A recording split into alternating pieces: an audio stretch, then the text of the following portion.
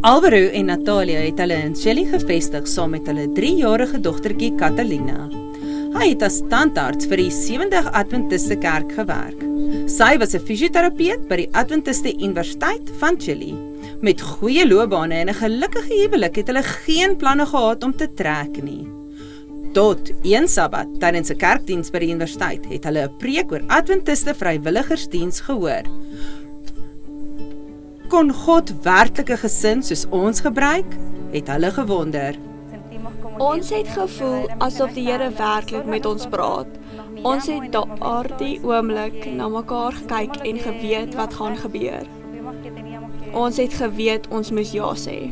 Hulle het aansoek gedoen en het 2 weke later op Easter Eiland geland, een van die mees afgeleë plekke op aarde. Kos was skaars, taalhindernisse het die lewe moeilik gemaak. Plaaslike inwoners was versigtig vir vastelandbewoners en die eiland se Adventiste kerk het bestaan uit slegs 10 bejaarde lidmate. Toe ons daar arriveer, het ons gevra, het ons die regte ding gedoen, want ons was gewoond daaraan om ons eie huis te hê en selfs met motor rond te ry. Toe ons daar aankom, het hulle vir ons 'n huis toegeken. Ons het fietsse gekoop, ons moes fietsry, so alles was baie anders. Maar Alvaro en Natalia het nie moed opgegee nie. Hulle het huise besoek, Bybelstudies gegee en die baanbreker en avontuurklubs heropen. Kinders het gekom. Eers 25, toe 95. Gesinne het gevolg. Een kind en sy ma is gedoop.